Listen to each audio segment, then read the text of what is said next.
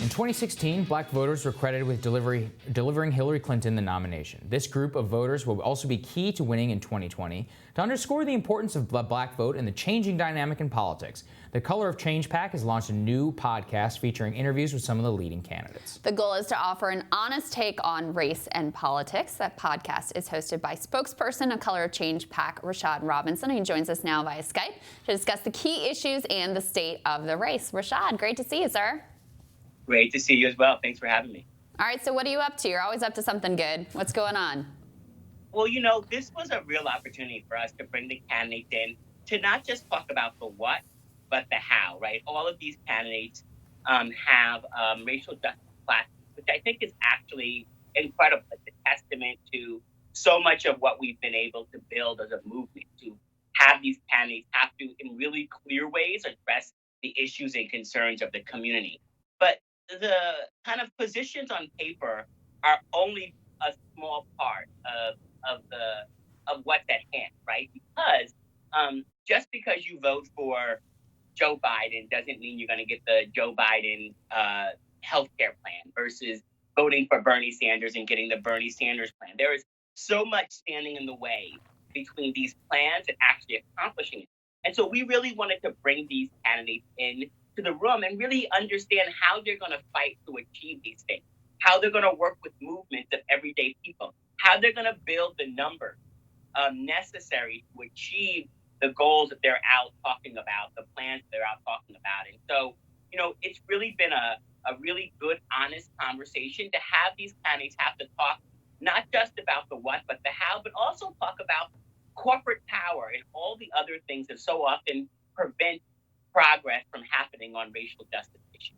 Mm-hmm. So Rashad, tell us, you've interviewed a lot of these candidates. Tell us what some of the differences that you're seeing between them during your podcast. Well, I do think one difference is that, first of all, many of these candidates have not had to go into detail about how they're gonna work with movements, how they're gonna actually achieve these goals. Part of how these debates work is that the candidates can get up and talk about a lot of plans. I have a plan for this.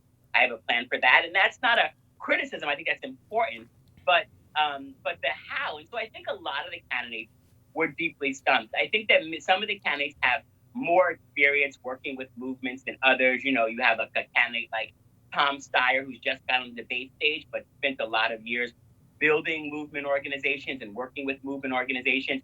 You have a candidate who ran last time in Bernie Sanders, who has a very different experience working with movements than, let's say, someone like Joe Biden, who was inside of the White House and had to work with movement organizations in a different way. And so we are seeing sort of a real difference. We haven't interviewed Joe Biden. We haven't got him to sit down, or Amy Klobuchar yet, and Cory Booker. We're sort of hoping that they'll confirm soon.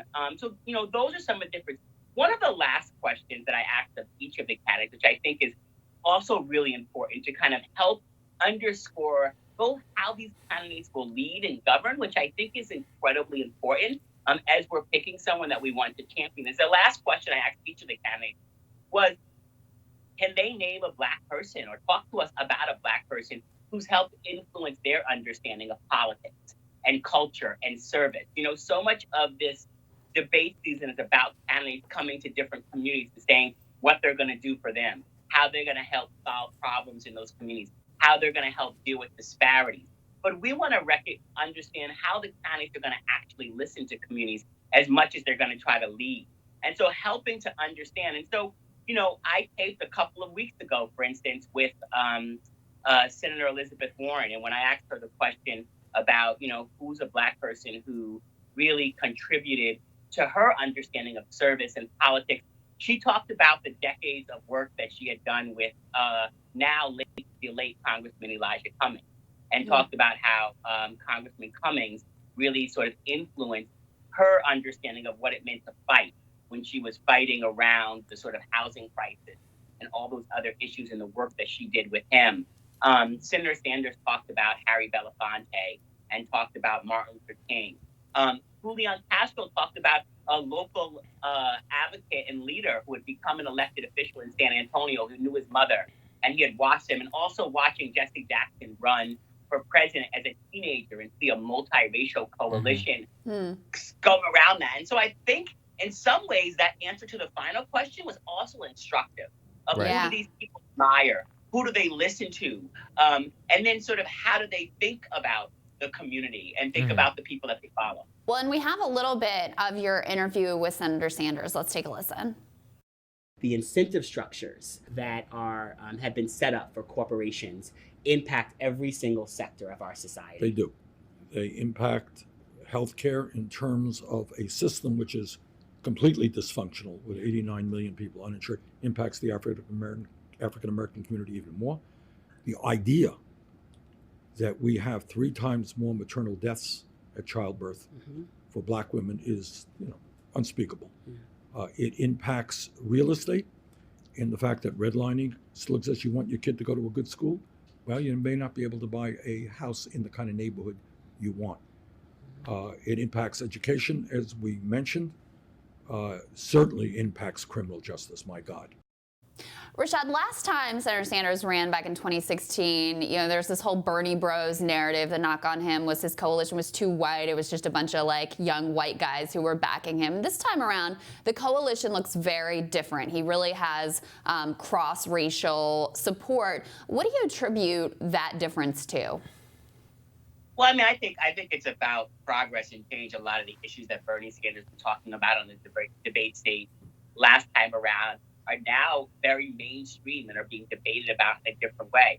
I also think that some of the numbers back in 2016 actually forecasted where we're at right now, because Bernie Sanders actually won Black millennials over Hillary Clinton back in 2016. And as those millennials become older and the generations come behind them that are, generally probably just as progressive or maybe even more progressive, we're seeing the type of support for either Bernie Sanders or someone like Elizabeth Warren or Castro or others who may have sort of similar platforms. So what once was sort of outside is now sort of a little bit more mainstream.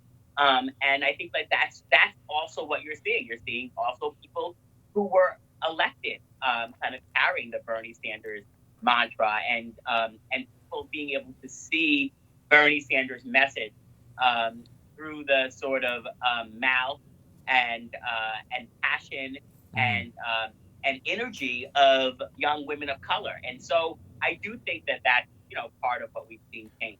Yeah, final question for you, Rashad. Just looking at generally the state of the race, there's all this discussion, of course, around Vice President Biden. There was a lot of scrutiny in the early days about his criminal justice record, but his support amongst African American voters, particularly in South Carolina, looks rock solid. Why do you think that is?